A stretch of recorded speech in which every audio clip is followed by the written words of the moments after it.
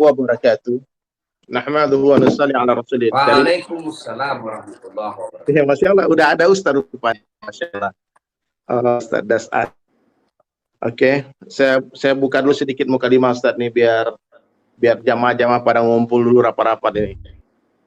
Nahmaduhu wa nusalli ala rasulil karim, amma ba'd.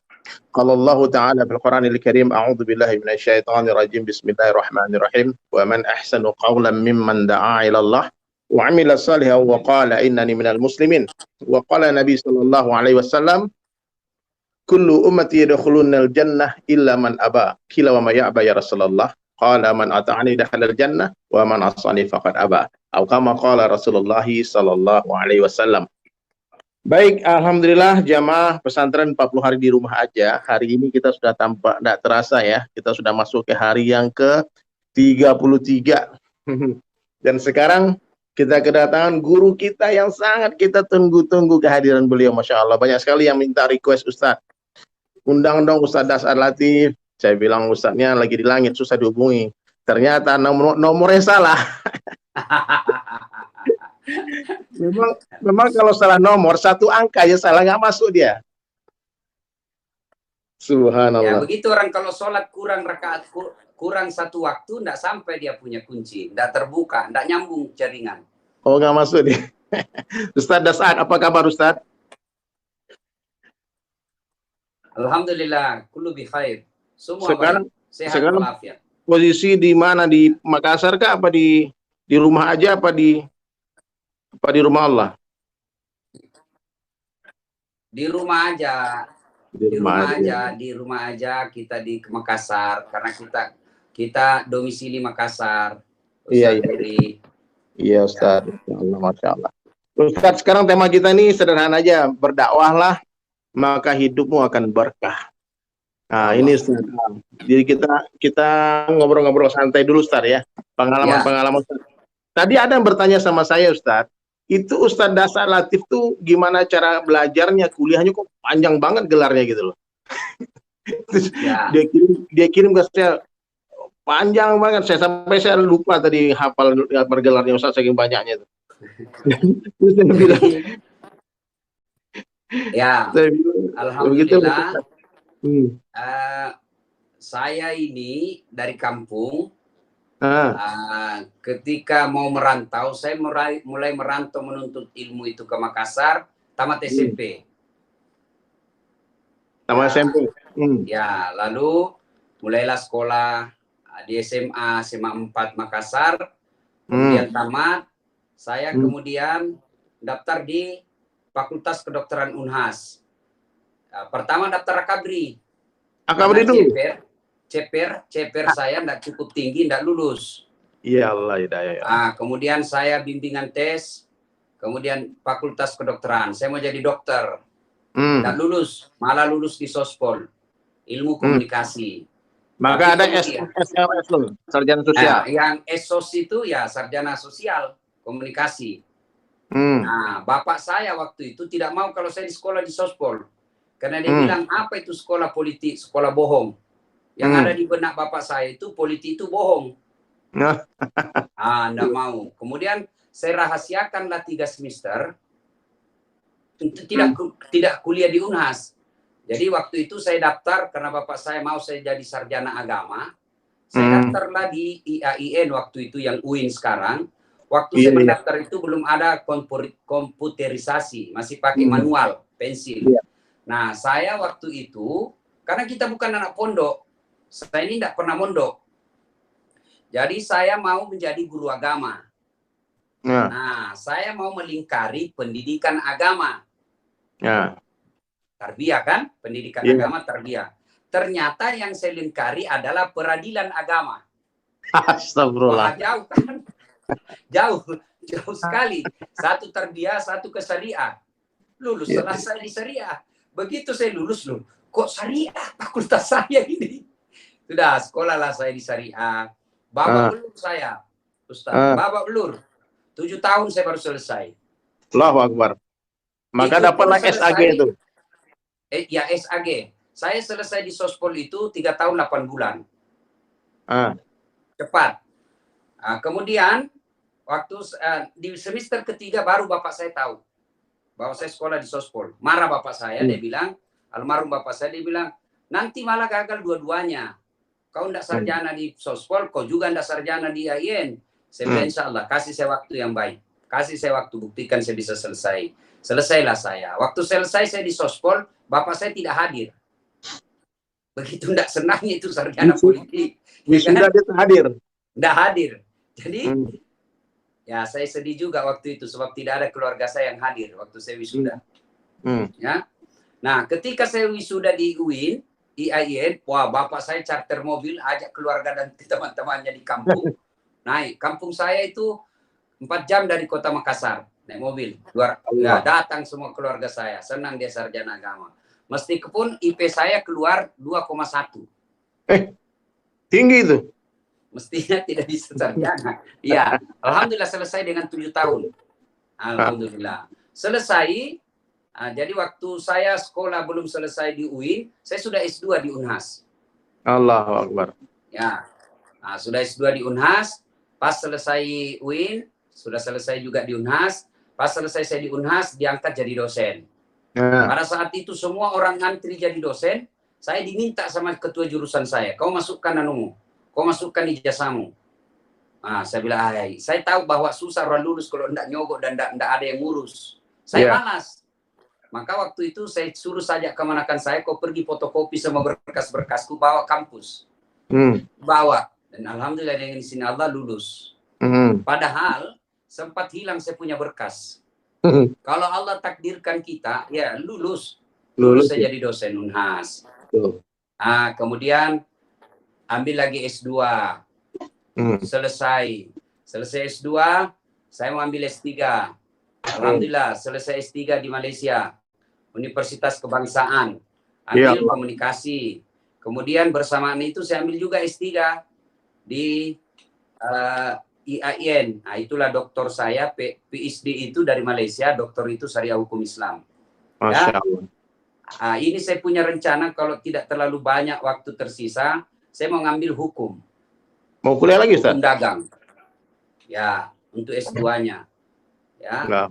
Supaya kita ini harus tahu hukum. Ustadz ini harus tahu hukum positif. Supaya kita ketika ada masalah dalam dakwah, kita bisa tahu dasar-dasar hukum. Saya kira begitu, Ustadz Dery. Luar biasa, Ustadz Das'ad Latif. Masya Allah. Ustadz, Masya Allah ya.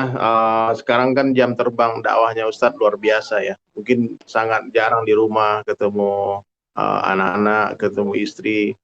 Gimana itu Ustadz, secara pengaturan jadwalnya? Kalau saya kan memang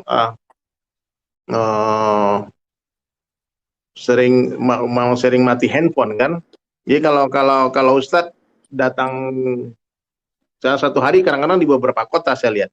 Itu gimana itu Ustadz? Kadang-kadang diajak nggak itu semua keluarga? Saya ini biasa disebut dengan laki-laki jarum super. Jarang di rumah suka pergi. Jarum super, jarang di rumah suka pergi. Tapi saya bukan laki-laki Jisamsu. Janji manis nyatanya palsu. Tapi saya lihat Ustaz ini laki-laki Ardat. Ya, halo?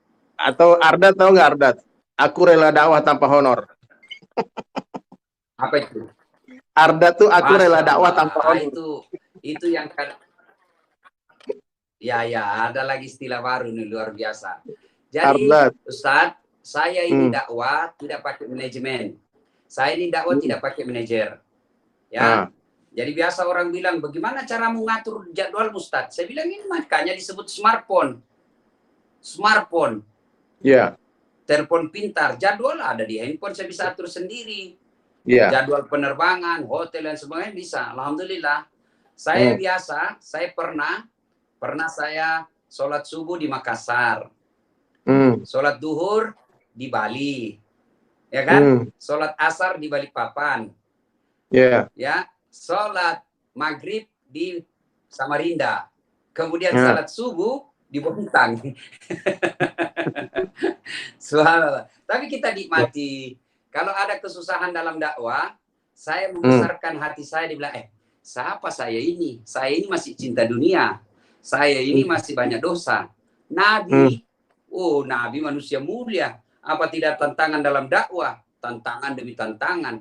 Kalau kita ini alhamdulillah masih naik mobil, masih naik pesawat, kadang terima honor. Rasulullah tidak. Rasulullah mempertaruhkan jiwa raga. Nah, itu motivasi yang membuat saya selalu senang dengan dakwah. Ya, kalau saya capek-capek, biasa capek, Ustadz. Ya. Ini kayak hari ini 7 kali saya ceramah online. 7 kali? Ini yang ke-7. 7 kali saya ceramah online. Saya pikir Ramadan ini saya istirahat sebab kita di rumah saja. Ternyata tambah rame ternyata. Iya, Ustaz. Halo? Halo.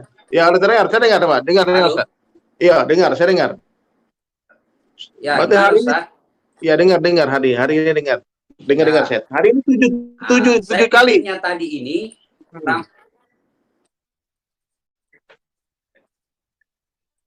7 kali ceramah online. Iya. Ya. Nah, biasa kalau saya capek, Ustaz, saya bilang begini. Begitu ribuan mubalik di Indonesia ini, tapi orang cari saya.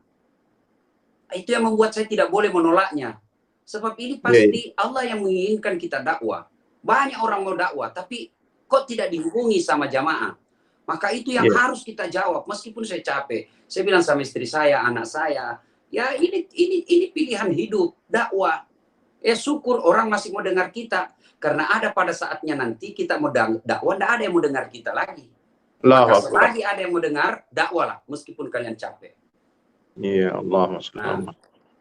Dan kalau kita capek, ya sampaikan bahwa saya tidak bisa ceramah dengan maksimal, paling saya bisa 15-20 menit, saya capek, mohon dipahami. Tapi jangan mengecewakan dengan menolak.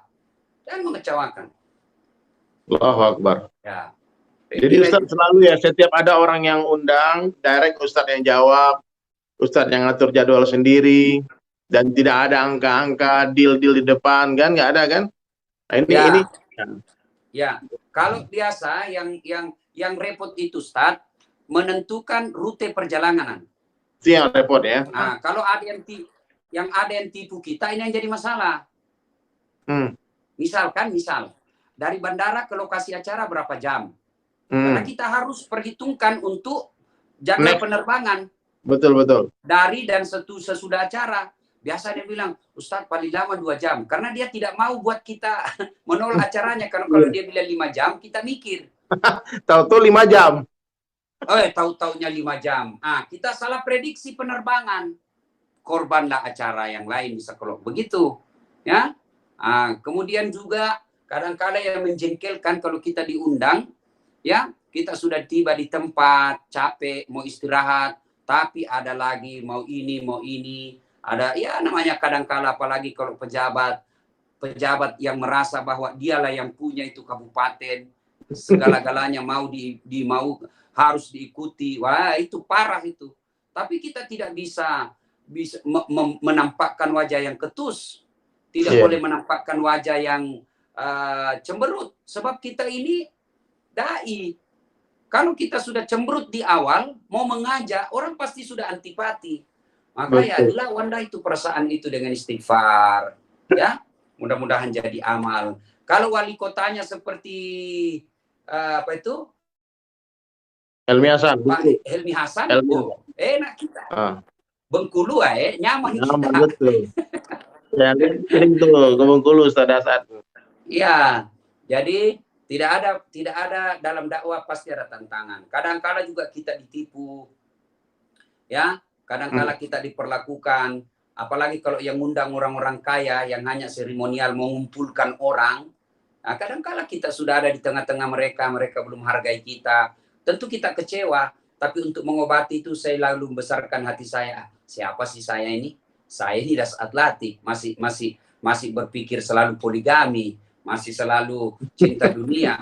Apalagi Rasulullah ajak manusia mulia, tidak ada dosa dan kesalahan, penuh dengan tantangan. Nyaman lagi perasaan. Ya. Betul Ustaz. Ustaz, saya pertama kali nih, jujur pertama lihat video Ustaz itu di Saling Sapa TV. Ini dipotong-potong tuh sama Bang Yan Harlan.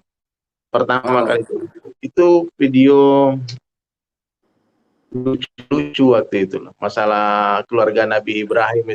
Ibu-ibu, mau siapa mau jadi suaminya menjadi istri Firaun gitu. Gimana ceritanya Ustaz? Saya lupa tuh Ustaz. Coba Ustaz. Jadi saya ceramah di depan ibu-ibu. Kan saya ini paling banyak nyerang ibu-ibu. Tapi ibu-ibu juga yang paling senang ceramah saya. Yuk saya heran. Ya, saya bilang ibu-ibu, dalam Al-Quran itu ada 4 tipe rumah tangga. Pertama, suaminya beriman, istrinya kafir. Nah, ini Nuh alaihissalam. Lut alaihissalam. Ya. Yang kedua, istrinya beriman, suaminya kafir. Fir'aun laknatullah alaih.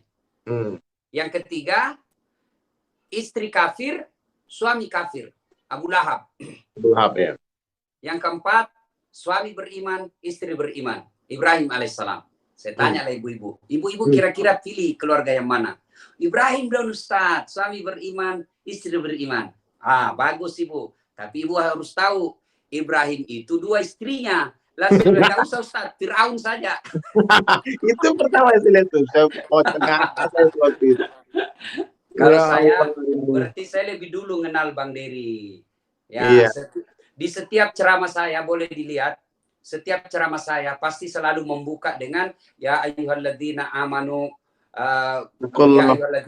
taqullaha haqqa tuqatih wa la tamutunna illa wa antum muslimun. Jangan kamu mati kecuali dalam keadaan beragama Islam. Berarti ada orang Islam matinya tidak beragama Islam.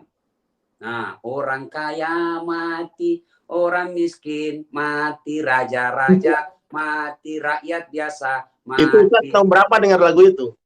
Sudah lupa saya tahun berapa. Lama banget tuh lagu tuh. Udah lama ya, itulah yang saya senang betul ya. Sampai di Malaysia, rasa-rasanya saya ceramah di Malaysia pertama dengar itu lagu. Iya. Itu saya pakai terus kalau saya ceramah untuk memancing perhatian jamaah. Apalagi kalau kita di lapangan kan susah. Apalagi yang pergi tabligh akbar dengan pacarnya kan. Namanya pacaran syar'i. Mana pacaran syar'i? Nah, untuk menarik perhatian mereka kan harus dipancing. Orang kaya ikutlah semua. Orang miskin mati, raja-raja mati, rakyat biasa mati. Kalau ada bupati di situ, bupati mati. Dia nggak boleh marah, soalnya ujungnya ustadz kan? Ya, betul. Ya. Tapi ngomong-ngomong Ustadz, masalah mati Ustadz ya. Ini kan perkara yang menghancurkan segala kelezatan dunia ini. Yang jarang dan orang kadang-kadang kalau alergi dengar ini seakan-akan dia nggak akan mati gitu. Kalau kita ngomong mati ya jangan ngomong mati dulu gitu. Padahal ini kan pasti, satu-satunya yang pasti di dunia ini adalah mati Ustadz. Mati. Ya, hari ini orang tuh nggak takut mati. Mati itu udah pasti kedatangannya, tapi orang malah nggak takut. Coba lihat anak muda dia trek-trekan motor ngebut-ngebut, nggak takut mati. Naik gunung ya naik panjat tebing nggak takut mati. Ustaz. Orang narkoba tuh banyak-banyak nggak takut mati. Ya. Orang sekarang lebih takut miskin, lebih takut sakit ketimbang mati Ustaz. Coba ya perhatikan sekarang zaman ini fenomena pandemi ini Ustaz ya. Orang semua stay home, nggak berani keluar, nggak, pokoknya work from home, kerja dari rumah. Wah semuanya luar biasa. Kalau dia keluar rumah pakai masker, tutup mukanya dia kan hari ini begitu. Terus tiap sebentar cuci tangan, kumur-kumur cuci muka. Coba berapa banyak orang yang sadar kalau ini ujian iman, Ustaz. Sehingga lihat banyak orang gagal, dia udah cuci muka, tapi dia nggak berwudu. Apa susahnya? Lanjutkan sedikit lagi cuci anggota tubuh yang lain kan, aman kita kan. Yang sudah nutup muka, apa susahnya nutup kepala? Sama corona dia takut, sama Allah nggak takut. Jadi ini hari ini kan Ustaz, makanya tuh pembukaan ceramah Ustadz, saya kan hari-hari nonton itu. Di rumah tuh istri suka. Pokoknya kalau udah nonton Ustadz tuh seling tanya tuh, Ustadz tuh istri berapa? Ceramah ada aja poligami katanya.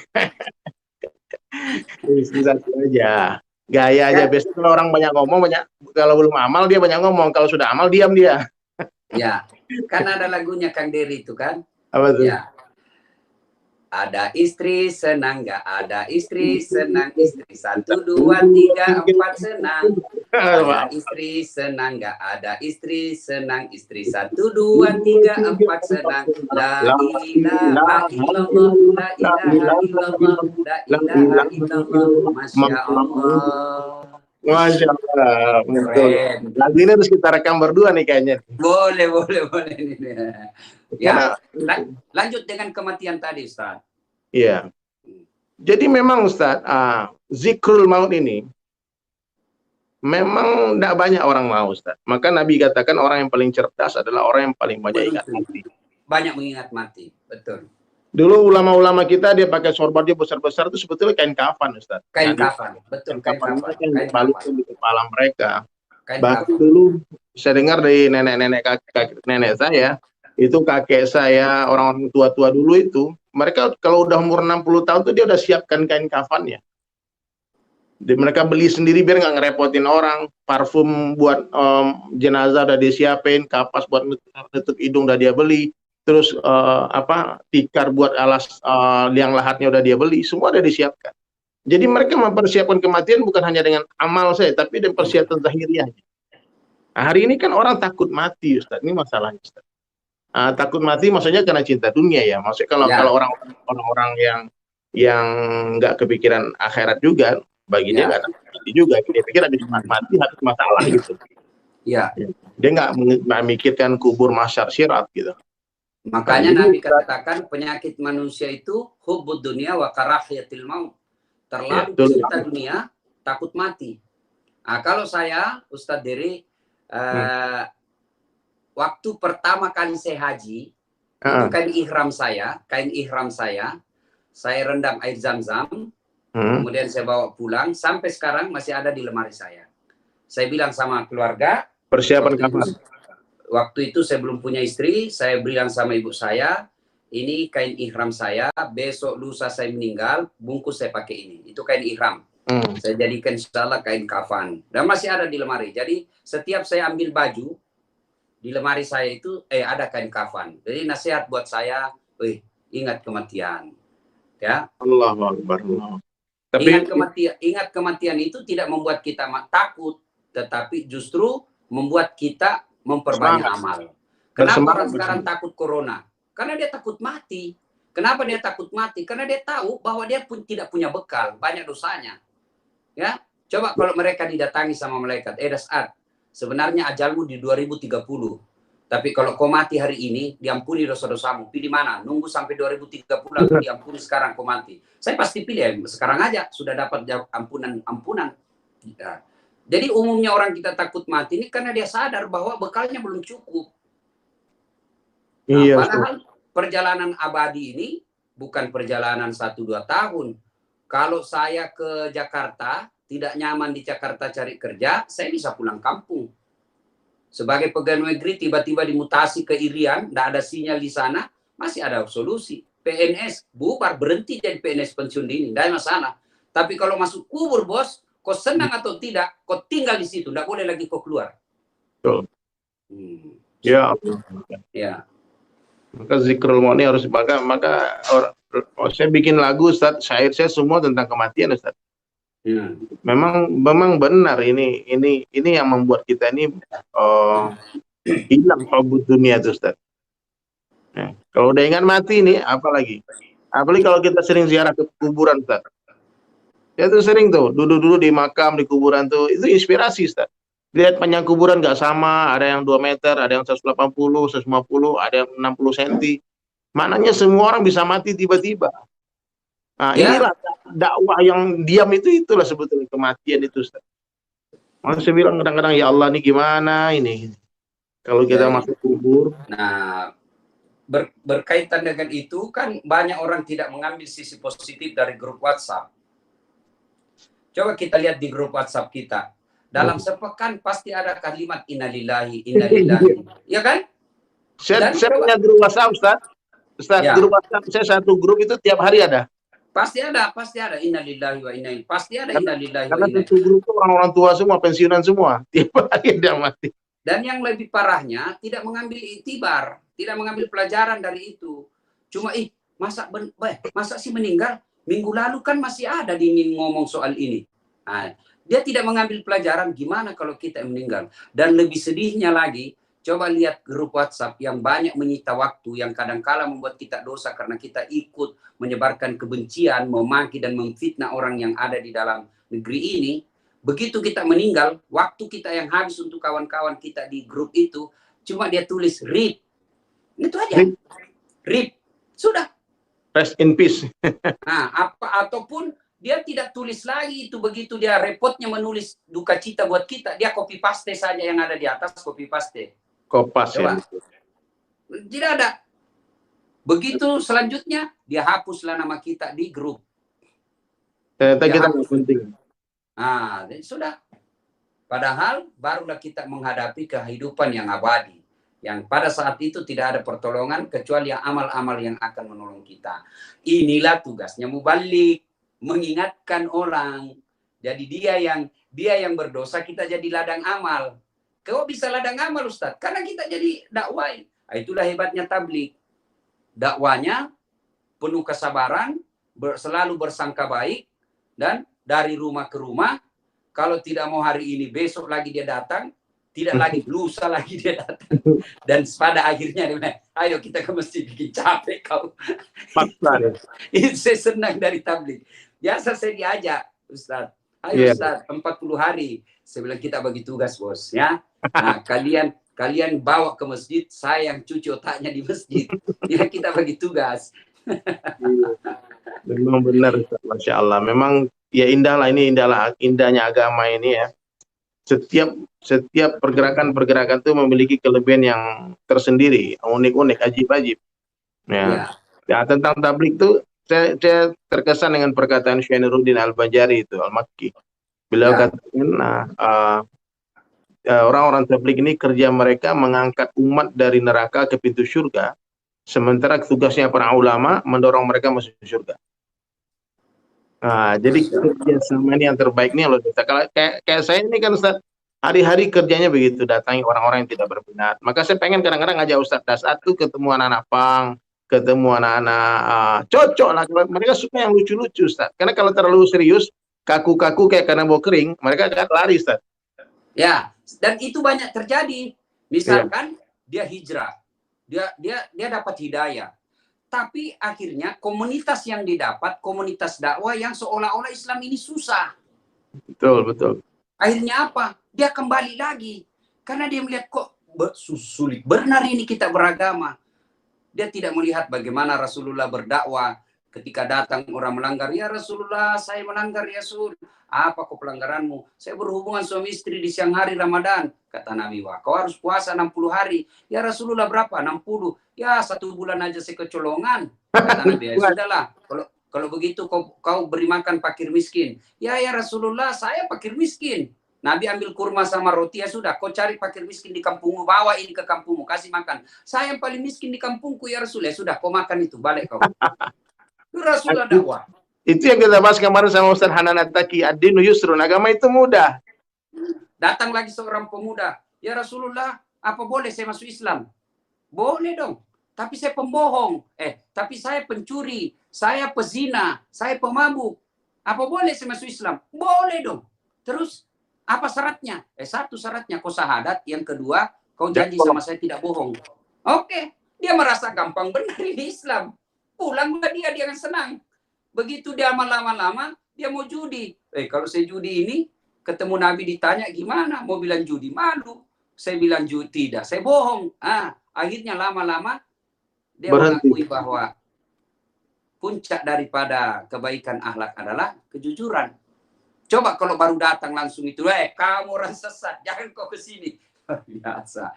Ya, kadang-kala perlu strategi dakwah. Maka strategi dakwah saya, Ustaz, kalau saya dakwah 1 jam, itu saya buat orang gembira 40 menit. Buat dia senang. 40 menit. Ya, 20 menit serius. 5 menit dia laksanakan dari dakwah saya 1 jam, itu sudah lebih dari cukup buat saya. Karena dakwah itu bukan suka tukang sulap, datang sekali selesai masalah. Dakwah itu perlu napas panjang. Betul. Hari ini kita datang. Yang paling penting dulu dia senang deh untuk dengar dakwah. Dan alhamdulillah, sudah belasan orang masuk Islam, anak-anak milenial, karena dengar dakwah-dakwah saya di Instagram. Dan besok insya Allah ada lagi satu orang Flores, insya Allah besok saya Islamkan. Besok insya Allah saya Islamkan. Nah, karena dakwah-dakwah yang seperti itu, dia merasa, coba kita lihat komen-komen saya di Instagram. Saya Nasrani, saya Hindu, tapi saya senang dengar dakwah Ustadz, tidak menyakiti. Ya, artinya kita masing-masing punya bagian. Ustadz Dery mengajak orang, ya, bahwa ya, kemudian ada lagi mungkin Ustadz yang lain khusus hantam pemerintah terus dari salam pertama sampai terakhir, pemerintah terus dia goyang. Ada juga soal akidah, ada soal sunnah-sunnah, ya sih kita bagi-bagi tugas. Yang paling penting jangan ada mubalik saling menyerang mubalik. Ya, itu masalahnya. Mempermalukan mubalik di medsos, sesama mubalik. Wah, ini saya tidak, padahal puncak dari semua ilmu itu adalah akhlak. Nah, ini kan kadang-kala ada bikinlah tulisan Ustadz Sunnah, ini daftarnya. Berarti yang di luar daftar itu kita hindra sunnah. Wajib ya. aku Ustaz. Nah, kemudian ada lagi dibikin ceramah-ceramah seperti ya 40 kesalahan-kesalahan orang yang berjamaah di masjid. Wah, kita sudah setengah mati orang ngajak ke masjid, dia bikin kesalahan-kesalahan. Kenapa tidak bikin judul ceramah kesalahan-kesalahan orang yang tidak berjamaah di masjid? Ya kan? 140 kesalahan-kesalahan orang yang sholat. Rukunnya aja cuma 13.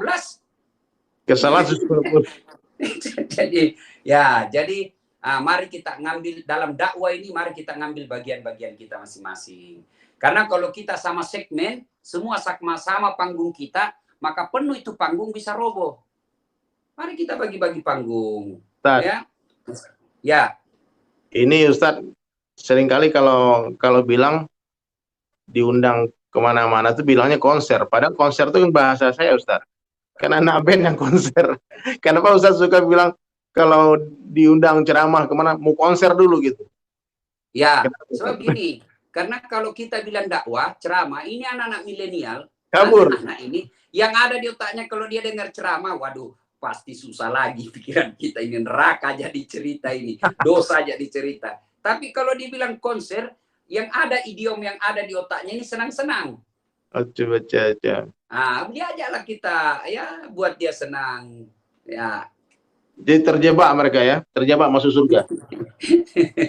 Jadi istilah saya begini, lebih baik saya paksa kamu masuk surga daripada kau sukarela masuk neraka. Terpaksa masuk surga daripada sukarela masuk. Itu bahasa itu Ustadz yang mengajak orang yang ngajak saya pergi pertama taubat dulu. Ya. Saya terpaksa sebenarnya. Saya diajak-ajak terus, saya udah nggak mau diajak terus, dia mau diajak terus. Akhirnya saya terpaksa Ustadz, betul-betul terpaksa masuk masjid itu. Terus orang yang bilang itu kelamaan itu disampaikan, bro, lebih baik ente terpaksa masuk surga daripada sukarela masuk neraka. Ya, betul sekali. Itu kalimat luar biasa itu. Lebih baik kamu bersedekah banyak ikhlas daripada sedikit gak ikhlas. Ya, artinya kita milih-milih yang ambil yang sisi positif. Ya Allah, hidayah umat ya Allah. Ya. Ustaz, apa pengalaman yang paling berkesan dalam dakwah Ustaz? Yang paling menyedihkan Ustaz? Apa Ustaz? Ya itu tadi, saya pernah perjalanan dakwah 9 jam. Perjalanan pakai perahu. Karena saya merasa tertipu, ya, sebab waktu itu kan nelpon. Saya sekarang kan kalau ditanya di mana, saya tanya dulu dari bandara ke lokasi acara gimana. Ini dari bandara ke naik mobil dulu Ustaz, kurang lebih 1 jam ke pelabuhan. Kemudian dari pelabuhan kita naik speedboat ke lokasi acara paling lama 3 jam, sekitar 2 jam saja. Ikutlah saya, oke, saya ACC. Begitu saya sampai naik mobil ke pelabuhan, wah, sampai pelabuhan saya sudah mulai kecewa sebab dia bilang speedboat, ternyata perahu kaloto. Perahu kaloto itu yang bunyi kotok kan? Ya, waduh. Tapi ya sudahlah. Sudah 1 jam masih tenang, 2 jam masih tenang. Begitu 3 jam saya bilang, Pak, Bapak ini sudah lebih 3 jam. Bapak bilang sekitar 2 jam, paling lama 3 jam. Kok belum sampai-sampai? Dia bilang sebenarnya ini Ustadz 9 jam. Astagfirullah. Kenapa Bapak bilang? Dia bilang Karena kalau saya bilang 9 jam, pasti Ustaz tidak mau terima cara saya. Tapi begitu sampai di lokasi Ustaz, saya senang meskipun baju saya basah. Senang betul. Sebab saya disambut seperti Pak Soeharto waktu itu kalau mau datang, anak-anak sekolah di pinggir jalan pegang-pegang bendera kan. Oh, disambutlah saya dari satu kampung keluar. Masya Allah, saya jadi senang betul. Nah, pernah juga saya juga pernah pergi ceramah Ustaz, ketinggalan mobil. Di mana itu? Saya dari Makassar mau ke Palopo namanya. Ya, itu saya pernah lewat darat 9 jam. Ya. 9 sampai 10 jam. Nah, tiba di Kera namanya itu, perbatasan, hutan, ya, pinggir jalan, hutan. Tiba-tiba, saya salah satu kelebihan yang Allah berikan saya, Ustaz, saya gampang tidur. Itu kalau saya naik pesawat, Ustaz, belum terbang, saya sudah tidur. Alhamdulillah. Kalau landing, baru saya bangun. Itu kalau di mobil, biasa belum 10 menit, saya sudah tidur. Itu keseluruhan saya gampang sekali tidur. Bahkan, biasa kalau panjang sambutan-sambutan di acara, itu sambil nunggu giliran, saya biasa tidur. Alhamdulillah, jadi gampang tidur. Nah, karena saya tertidur waktu itu di mobil, pas jam 1 dini hari, berhenti tuh mobil.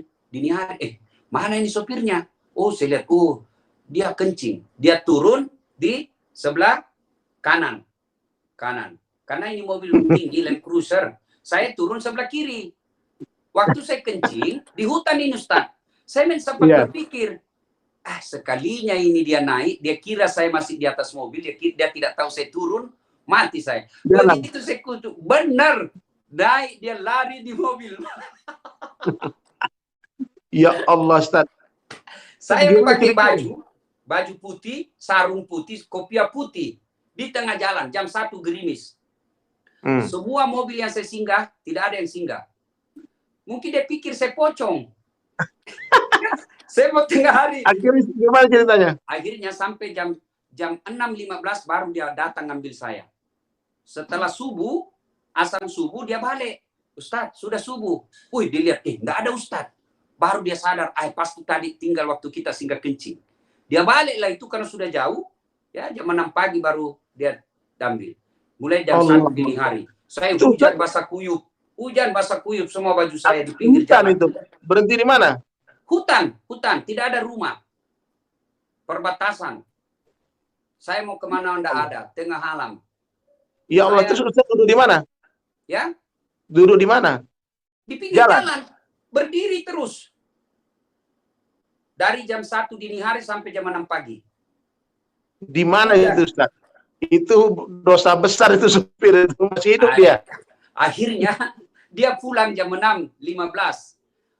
Seandainya dia kecil, saya tempeleng barangkali. Cuma karena dia besar. Aduh, saya bilang, berkelahi saya ini nanti. Kemudian dia nggak ketinggalan acara, Ustaz. Lebih menjengkelkannya lagi, begitu saya sampai di kantor, di rumah jabatan wali kota Palopo, wali kota keluar. Kan terlambat ini acara karena saya terlambat tiba. Kenapa bisa?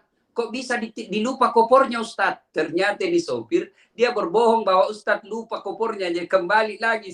Kurang ngajar itu sopir. Ya Allah, saya ambil sisi positifnya. Saya ambil sisi positif Ustadz. Saya bilang beginilah kita ketika dikubur. Sendiri. Kan semua mobil yang saya kasih singgah, tidak ada yang mau ambil saya. Tidak ada satupun mobil yang mau mengambil saya. Saya pikir beginilah kita nanti dikubur. Kita berharap doa dari ahli waris, kita berharap doa dari teman-teman kita, tidak ada yang mengirim doa. Astagfirullah. Ya, itu pengalaman suka ya. Kalau saya pernah, saya pertama-tama dakwah itu, saya bergerak 40 hari ke kampung saya sendiri, Ustaz, di Padang. Waktu itu, Ustaz tahu sendiri kan, saya pakai sorban kayak gini, jamaah dari Bali. Dan waktu tahun 2003 itu baru saja terjadi bom Bali, Ustaz. Ya, bom Bali, ya. Bom Bali kan 2002 bom Bali kan. Saya 2003 berangkat 40 hari ke Padang. Itu Ustaz, saya kan baru mulai taubat itu kan. Jadi kami sampai di satu masjid, itu pas sholat maghrib itu masjid dikepung sama ada mungkin puluhan anak-anak muda, bawa pentungan, bawa pedang, teriak-teriak usir kita. Keluar teroris dari Bali kan. Dan untung waktu itu Amir Jamaah kami waktu itu tuh namanya Kolonel Masril. Dia angkatan laut dan tentara kan. Karena dia pakai gamis, orang nggak tahu kalau dia tentara. Kita Ya. udah ketakutan, Ustaz. Saya sudah pikir-pikir waktu itu dia syahid ini mati nih. Mati. Orang udah marah banget kan pakai buat pedang, buat pentungan, Ustaz. Masjid dikepung. Pokoknya kami hitung ya sampai maghrib nanti nggak ada yang keluar. Kalian semua akan kami usir paksa gitu. Nah, maka keluarlah Pak Masril tadi. Maka dipanggil satu orang pemuda kampung tadi ke dalam masjid, yang lain yang mau masuk. Dan waktu itu dijelaskanlah maksud kedatangan jamaah, Ustaz. Nah, kami datang jauh-jauh, tak diundang, nanti pergi pun nggak perlu diantar, kami bawa makanan sendiri, nggak perlu disiapkan makanan, kami nggak perlu dikasih duit karena kami buat duit sendiri. Dijelasin semua program jamaah, kita mengajak orang dari rumah ke rumah, makmurkan masjid, tidak ada kepentingan lain. Dan terpaksa akhirnya dia waktu itu bilang, dan saya selama 37 tahun mengabdi ke negara ini. Sebetulnya dalam dakwah ketika khurus nggak boleh ngasih tahu kita siapa, Ustaz. Kita mau orang kaya, kita mau tentara, harus dirahasiakan. Nah, itu terbiahnya begitu. Waktu itu dia pukul meja kan. Dia bilang, biasanya kalian undang Ustadz jemput, kalian jemput bikinin teh talua. Teh talua itu minuman khas Sumatera Barat, Ustadz. Teh telur. Itu energy drink di sana. Bikinin teh talua, kasih duit, diantarin, dijemput. Kalian suka. Ini datang jauh-jauh dari Bali, nggak perlu dikasih ongkos, nggak perlu dikasih duit, nggak perlu kasih makan, nggak perlu bikinin teh talua. Kalian nggak suka. Setelah dijelaskan, Ustaz, akhirnya kepala kampung itu bilang apa? Maaf, Ustaz, kalau begitu berapa hari di masjid kami? Kami 3 hari setiap masjid harus pindah. Oh, dibilang nggak boleh 3 hari kalau begitu. Harus minimal 1 minggu di sini. Jadi ternyata, Ustaz, orang-orang yang mengusir jamaah itu karena dia salah paham semua. Dia pikir kita ini teroris karena pakaiannya seperti pakaian Usama bin Laden waktu itu kan, dulu kan yang trennya begini, Ustaz. Pamrozi, Imam Samudra kan. Dan saya baru paham, Ustaz, tidak ada satupun orang Islam yang benci dengan dakwah dan tabligh. Yang benci itu iblis dengan dakwah ini. Ataupun orang yang benci orang yang salah paham. Dan orang salah paham ini kalau kita jelaskan dengan lemah lembut, dia akan paham, dia dengan cinta. Karena saya lihat teman-teman yang ikut dakwah nih, dulu awalnya semua orang-orang yang pernah mengusir jamaah. Orang-orang yang pernah membenci jamaah akhirnya jatuh cinta. Itu pengalaman saya, Ustaz. Pengalaman pernah juga diludahin orang gara-gara mungkin benci banget sama. Saya pertama hijrah kan bersamaan dengan itu, bom Bali itu, Ustaz. Dengan WTC kan. WTC habis itu tahun depannya bom Bali. Ya Allah, ya Allah. Cuma itu nikmatnya, Ustaz. Setelah terjadi, baru terasa nikmat. Makanya saya bisa pahami, ternyata susah payah kita di dalam dakwah ini, Ustaz. Itu di dalam susah payah itu adalah berikan kenikmatan. Dan kenikmatan agama ini ternyata hanya bisa dirasakan dengan susah payah itu. Makanya ketika Bilal ditanya kapan saat terindah dalam kehidupan wahai Bilal, jawabannya apa? Ketika aku disiksa di padang pasir. Bukan ketika jadi gubernur di Damaskus. Nabi Ibrahim pun ditanya kapan saat terindah dalam kehidupan wahai Ibrahim, dikatakan apa? Ketika aku dibakar. Jadi ternyata, Ustaz, kalau orang tidak mau disusahkan di dalam dakwah, berarti dia tidak mau dimuliakan di dalam dakwah. Nabi-nabi, 4 nabi yang disusahkan dalam dakwah, Nabi Musa, Nabi Ibrahim, Nabi Isa alaihissalam, dan Rasulullah SAW dapat gelar ulul azmi. Ya, 4 nabi apa 5 nabi, Ustaz? Nuh ya? 5 nabi ya? Nuh, Ibrahim, Musa. 4. Ulul azmi 4. Ulul azmi 4. Ibrahim, Musa, Isa, Rasulullah SAW. Dapat gelar ulul azmi. Ya. Jadi orang-orang yang disusahkan dalam dakwah, maka saya selalu sering tanya kepada teman-teman Ustaz Dai, Ustaz, kapan yang paling disusahkan dalam dakwah itu, Ustaz? Dia bilang, saya pernah satu kali jumpa dengan satu orang habaib, dia nangis. Beliau katakan, ya Allah, aku selama ini berdakwah, belum pernah digituin kayak kakekku. Rasulullah dilempar batu, diusir, dibilang gila, dikasih kotoran onta. Seringkali Sayyidatina Fatimah bercerita tentang ayahnya. Ayahku keluar di pagi hari dengan gamis putih bersih, selalu pulang di sore hari dengan baju yang penuh dengan kotoran unta dan darah. Kata Habib-Habib teman saya itu, ya Allah, setiap ada acara, pulang-pulang kadang-kadang bawa karpet, bawa kulkas, bawa duit banyak. Nggak pernah saya diusir, nggak pernah saya dicaci maki, nggak pernah saya ini semua. Pernah tuh waktu jumpa satu orang Habib di Bali, kan, akhirnya dia ikut. Nangis-nangis. Dia bilang benar kalau kita ikut jalan yang sama dengan jalannya Rasulullah Sallallahu Alaihi Wasallam, maka pasti apa yang Nabi lihat akan kita lihat, apa yang Nabi rasakan akan kita rasakan. Itu Ustaz. Jadi ajib benar sekarang, apalagi sekarang Ustaz Dasat kan, um, semua orang mencintai Ustaz, semua media TV, semua instansi pemerintah, bahkan jenderal-jenderal itu dimarah-marahin tuh, kok Ustaz berani itu ceritanya. Saya ngeri-ngeri sedap lihat. Hah? Tadi siang lagi Zoom saya dengan Pak Kapolri hampir 2 jam. Ya, hampir 2 jam tadi, kira-kira jam 1. Saya bilang susah polisi baik kalau komandannya tidak baik. Tidak mungkin bisa baik ini institusi Polri kalau pucuknya tidak bisa baik. Maka harus keteladanan. Maka beliau katakan memang saya sudah instruksikan polisi harus menjadi teladan. Ya, memang beliau itu keras kalau soal keteladanan. Saya percaya kalau Kapolri kita sekarang ini, kalau beliau katakan hidup sederhana, yang dia praktekkan. Ya kan, kadang-kala itu kita harus bermitra dengan polisi dalam dakwah. Nah, makanya setiap awal-awal ceramah juga saya sampaikan bahwa jangan musuhi polisi. Karena kalau kita mau dakwah ini kan harus minta izin dari polisi. Kalau dia tidak kasih izin, repot juga kita. Betul. Ya? Jadi harus dirangkul saya. Ketika ribut-ribut, kalau kita dikejar-kejar sama ini preman-preman, kan polisi yang kita harap untuk bantu kita. Nah, makanya kalau ada polisi yang akhlaknya tidak bagus, itulah tugas kita menjadi ladang amal buat kita. Ya, tentu dengan trik dan metode dakwah yang tidak menyakiti mereka. Ya, yang selalu saya istilahkan menyentil. Ya lihat, saya kalau ceramah itu istilah malah mereka bilang gaspol Ustaz, gaspol. Serius mau gaspol? Serius Ustaz? Sudah, saya gas betul. Kalau dia sudah ketahui saya, Bapak salah sendiri. Serapa suruh undang saya. Tapi memang benar ya, saya lihat yang paling berani itu marah-marahin polisi, jenderal-jenderal itu, Kapolda, Kapolri, Kapolres, Kapolsek. Ini Ustaz Dasat nih apa pangkatnya rupanya nih? Dai memang mulia, maka dakwahlah, maka hidup akan berkah. Sekarang Masya Allah Ustaz Dasat, Allah berikan kemuliaan, diberikan popularitas, diberikan semuanya kita. Ini baru cipratan dunia, surga nih yang diberikan di dunia oleh Allah Ta'ala Ustaz. Jadi Ustaz, apa nih kedepannya lagi nih Ustaz, programnya Ustaz? Ya. Dakwah kedepannya apa nih? Di masa pandemi ini terutama nih. Saya satu lagi cita-cita saya yang saya masih kejar. Cita-cita saya masih saya kejar dan itu janji terhadap almarhum bapak saya ingin jadi guru besar, saya ingin profesor, mudah-mudahan 1 tahun ke depan, paling lama 2 tahun, doakan Ustadz, mudah-mudahan saya bisa meraih gelar guru besar di kampus, insya Allah.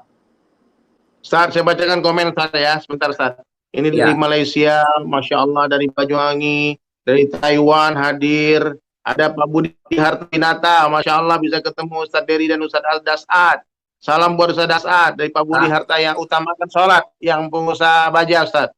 Oh ya, saya paham ya.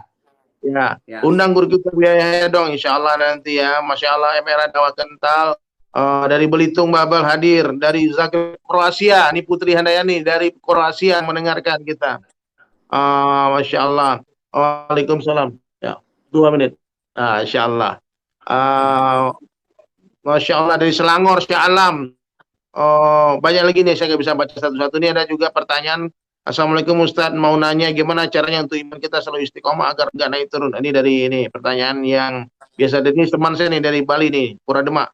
Masya Allah Mas Dodi. Ya, nanti dijawab sama Ustadz ya.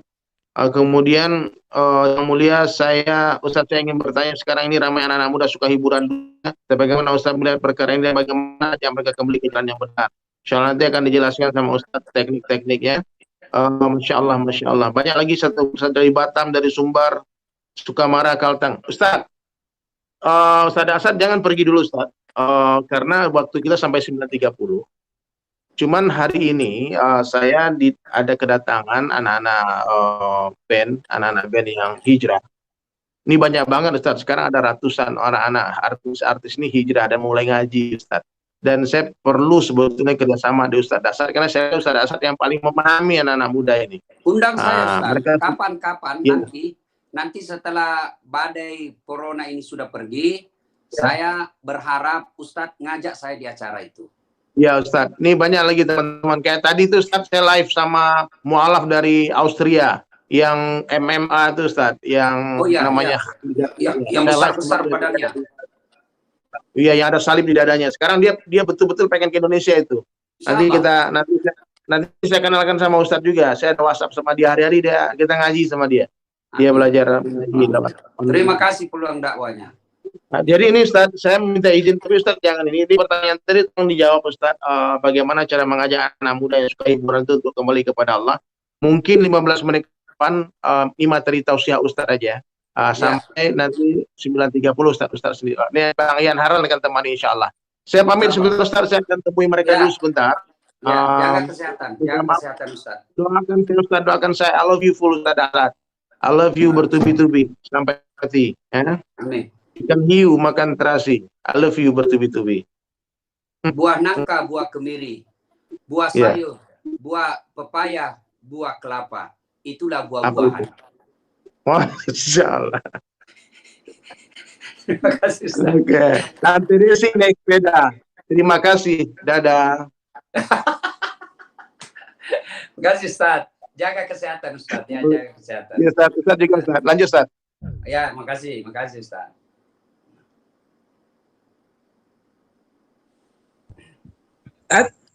Ya. Tadi ada pertanyaan tentang bagaimana mengajak anak-anak muda yang masih dalam proses hijrah, masih berpikir bagaimana bisa nyaman dan bisa berbaur dengan teman-teman yang sudah mulai istiqomah dalam taat itu. Mungkin Ustaz Dasar akan memberikan tip-tipnya Ustaz. Jadi dakwah itu perlu ilmu. Dakwah itu ilmunya yang namanya dai, mengajak. Jadi dakwah jangan membuat orang jadi merasa tertekan, jangan membuat orang merasa terponis. Ya, namanya dai, mengajak, ya perlu ilmu yang kalau dalam ilmu komunikasi disebut komunikasi persuasif. Persuasif itu bagaimana kita mengajak, meyakinkan dia. Untuk meyakinkan, untuk persuasif itu dibutuhkan bagaimana cara dia yakin. Supaya dia yakin perlu data, perlu fakta. Data-data, jadi untuk dakwah memang harus perlu ilmu. Kalau kita tidak tahu ilmunya, maka kita ngajak orang yang tahu ilmunya. Ya, misalnya saya mau berbicara soal fikih, tapi saya tidak paham soal fikih, maka saya ajak orang yang paham di bidang fikih untuk bareng-bareng. Ya, seperti itu. Kalau adik-adik nih yang baru hijrah, mau ngajak kawan, kita mau ceramah, kita juga diri kita pun belum cukup untuk ilmu itu, maka kita ajak ustadz-ustadz yang bisa bisa diajak untuk gabung dalam dakwah kita. Ya, seperti itu. Harus ada ilmu. Dakwah tidak bisa tanpa ilmu. Harus ada ilmunya. Ya, karena kalau tanpa ilmu bisa malah kita mengajak kepada sesuatu yang batil dan bisa malah memutuskan persaudaraan. Ya. Ustaz itu Ustaz Derit suka mempopulerkan suatu istilah bahwa dakwah itu bukanlah profesi, tapi apapun profesi kita wajib untuk berdakwah. Dalam hal ini mengajak siapapun yang kita temui kepada kebaikan. Setidaknya dalam porsi-porsi minimal ketika sudah ada azan, kita ajak yuk, kita sholat yuk gitu loh. Ya, nah, ketika misalnya kita ketahui ada musibah, ada bencana di suatu daerah, yuk kita bantu yuk. Jadi ketika kata-kata yuk dengan 3 huruf itu saja bahwa peran dakwah sudah mulai bisa diambil ya Ustadz ya. Dakwah itu kan mengajak, ya ngajak sholat itu sudah. Kewajiban kita hanya mengajak. Soal dia dapat hidayah bukan kewajiban kita. Kewajiban kita mengajak, hidayah datang dari Allah. Maka salah satu teknik saya ketika saya dakwah, sebelum saya ceramah, saya harus sempatkan sholat hajat 2 rakaat. Sebelumnya saya berdoa, ya Allah, Engkau sumber ilmu pengetahuan, mudahkan diri saya dalam berdakwah, berikan saya kefasihan dalam berucap, dan yang lebih penting ya Allah, berikan saya kemampuan untuk mengamalkan apa yang saya dakwakan. Lalu kita harus minta tolong kepada Allah. Kita ini bukan serba bisa. Allah yang memberi hidayah, Allah sumber ilmu pengetahuan, maka kita mohon kepada Allah, kita libatkan Allah dalam dakwah itu. Minta pertolongan supaya apa yang kita sampaikan gampang dimengerti. Dan yang lebih penting, apa yang dia paham, dia bisa amalkan. Karena kalau dia cuma mengerti saja, tidak diamalkan, belum tuntas kita punya dakwah. Masya Allah. Ustaz As'ad, Ya. saya teringat dengan Mama Mang nih, ibundanya Ustaz As'ad. Ya. Dan itu juga viral itu, awalnya kan ada di grup Saling Sapa yang waktu Ustadz lagi mijit kaki Mama itu. Ya. Dan Ustadz begitu yakin bahwasanya doa dari ibunda, doa dari orang tua itu begitu kuat, begitu powerful dalam bagaimana mengundang kemudahan, kelancaran, dan keberkahan urusan. Mungkin Ustadz bisa berkenan berbagi apa yang menyebabkan keyakinan Ustadz begitu besar dan Ustadz sangat istiqomah dalam bagaimana menyenangkan hati ibunda Ustadz. Saya sangat yakin bahwa sukses itu salah satu pintunya kan begini, Pak Haji, bahwa dari dulu kita tahu kalian mau sukses 2 aja rumusnya. Hablum minallah, hablum minannas. Hablum minallah hubungan kepada Allah. Sebelum zakat, sebelum lain-lain, sholat dulu yang disempurnakan. Sholat dulu. Ya. Kemudian yang kedua, hablum minannas. Sebelum baik sama pimpinan, baik sama tetangga, baik sama kawan, yang pertama dulu harus baik kepada ibu kita. Ya. Cerita kosong kalau ibu kita abaikan. Cerita kosong kalau orang tua kita abaikan. Ridallah fi ridal walidain, suktillah fi suktil walidain. Maka sampai detik ini, salah satu tradisi saya yang saya harus pelihara, dalam sehari itu minimal saya 2 kali telepon ibu saya. Karena bapak saya sudah arwah. Ya, minimal 2 kali saya telepon. Baru bangun dan mau tidur. Pasti saya telepon. Kemudian, dalam bagaimanapun sesibuk-sibuk apa saya pasti sempatkan pulang kampung. Sesibuk-sibuk apapun, saya harus pulang kampung. Nah, biasa anak mahasiswa saya, mau kemana Ustaz? Saya mau pergi lihat pintu surga. Saya mau pergi lihat Allah tersenyum kepada aku. Wih, gimana caranya? Bukankah Nabi menjelaskan, kalau kau mau melihat Allah tersenyum kepadamu, buat ibumu tersenyum, buat orang tuamu tersenyum. Maka saya pergi lihat orang kampung. Saya biasa, ini, Pak Haji, saya kalau sampai di kampung, itu saya ambil gitar, ibu saya duduk, saya nyanyi di depannya lagu Merama sambil saya putar-putar. Ketawa lah itu. Nah, kalau dia sudah ketawa, saya sudah senang, sudah 1 jam saya balik. Mak, saya pulang dulu, doakan saya selamat dalam dakwah. Sudah, yang penting saya sudah lihat dia senyum. Sudah. Meskipun kadang, biasa orang tidak masuk akal, orang lihat saya. Tiba-tiba jam 2 dini hari, tiba-tiba saya bangun. Rindu betul sama ibu saya. Saya langsung pulang, tidak pakai sopir. Pulang sendiri. Sampai kadang-kala pagi, jam 7 pagi, saya sarapan. Sudah itu kasih ketawa ibu, sudah pulang. Sudah enak saya Pak. Karena ada pada saatnya nanti, kita mau buat ibu kita gembira, ada saatnya nanti kita mau peluk ibu kita, tapi sudah tidak ada di tengah-tengah kita. Lebih baik kau peluk ibumu sekarang daripada batu nisannya kau peluk pada saat kau menyesal. Nah itu resep saya itu, muliakan orang tua. Ya. Ketika kegembiraan dan kebahagiaan orang tua kita itu bisa terhadirkan, ketika itu juga keberkahan Allah berikan kepada kita. Saya sangat yakin itu. Saya sangat yakin. Yakin. Ustadz lagi mijit kaki Mama Mang itu. Aduh itu sekalian dia tuh. Ya. Masya Allah Ustaz. Ya. Ustaz nih banyak pemirsa yang ngasih ke redaksi kita bahwa berharap Ustaz As'ad hadir lebih banyak di Saling Sapa TV. Dan ternyata respon dari pemirsa itu terhadap Ustaz As'ad itu luar biasa. Banyak yang belum bisa tidur sebelum menyaksikan kembali itu drama Ustaz yang versi panjang atau di Instagram yang Saling Sapa suka buat dari dahulu. Insya Allah. Itu dari tahun berapa ya Ustaz? Kita di Sunda Kelapa dulu ya? Awal-awal. Itu si adik Yahya itu rasanya masih SMP waktu ketemu SMP pertama. ya?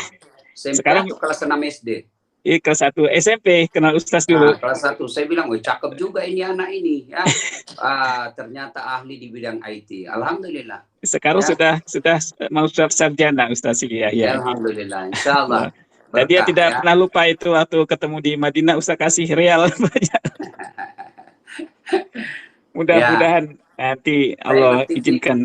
Saya bertitip pesan kepada saudara-saudara, adik-adik terutama yang masih hidup orang tuanya, muliakanlah orang tua. Disitulah pintu kesuksesan buat kita. Cerita kosong itu kalau kalian mau sukses selalu mengabaikan orang tua. Termasuk kita yang sudah punya kerja baik. Jangan sampai gara-gara takut sama istri lalu kita abaikan membahagiakan orang tua. Dah ada itu. Makanya saya bilang sama istri saya, kalau rezeki mau habis deh itu rezekimu. Tapi satu, jangan pernah sakiti perasaan ibu saya. Karena begitu sakit ibu saya, tidak ada, bagi saya sangat susah untuk menerima, untuk memaafkan kalau ibu saya disakiti.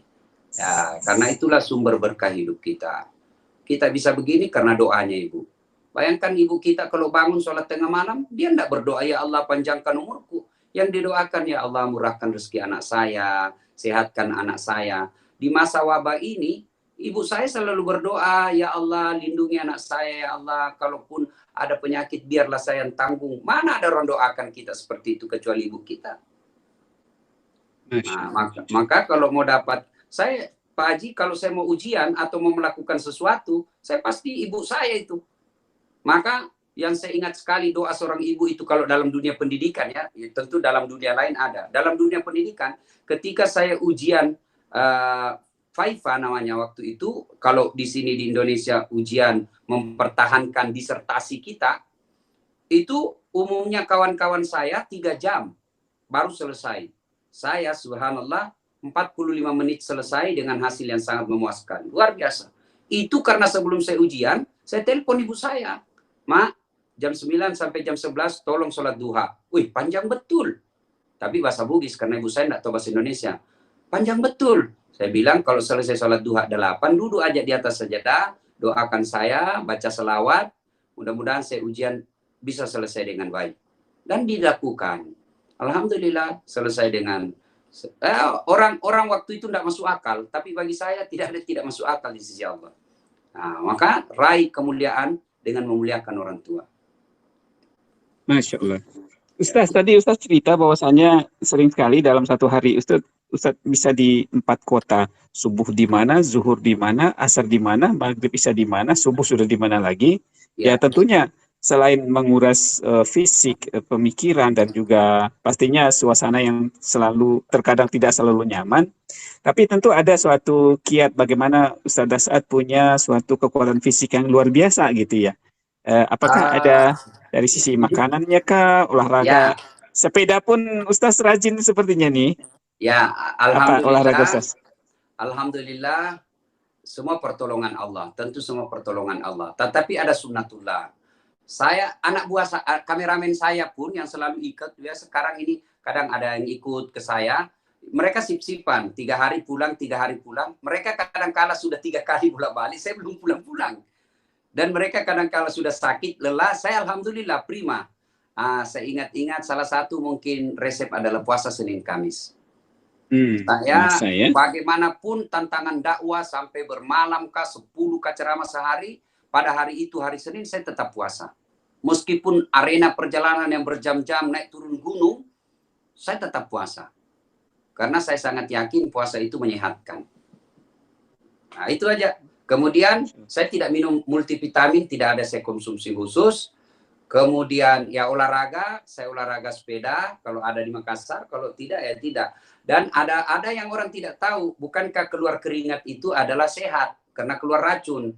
Dan ketika kita ceramah itu, apalagi kalau siang-siang di tengah lapang, itu bisa diperas kita punya baju dalam keringatnya. Itu salah satu mungkin yang membuat racun-racun ada dalam tubuh. Dan yang paling penting, banyak umat yang doakan kita. Ya, banyak doakan di lapangan. Mohon doakan saya sehat walafiat. Ya, doakan. Begitu saya bilang mohon doakan saya bisa kawin lagi, langsung ibu tidak jadi Ustaz. Tapi doa mama yang paling powerful ya Ustaz ya. Ya doa ibu, doa mama saya, mama Mang. Dan terakhir saya persembahkan waktu hari ibu tanggal 22 Desember, saya persembahkan ke ibu saya masjid. Alhamdulillah selesai. Iya masjid itu ya. Begitu banyak orang yang menyumbang di masjid itu, saya bilang doa usah, saya mau hasil jeripaya saya. Kemudian kalau ada yang mau undang saja saya ceramah, kasih saya honor, itu saya belikan semen. Alhamdulillah masjid itu sekarang menjadi wisata religi di kampung saya. Masjid Latif ya. Namanya ya Ustaz ya. Masjid Bani Abdul Latif. Bani Abdul Latif, masya Allah. Ya, insya Allah lepas corona ini saya lagi rencana bangun masjid. Saya kasih nama Masjid Siktimang. Ibu saya, nama ibu saya. Masya Allah.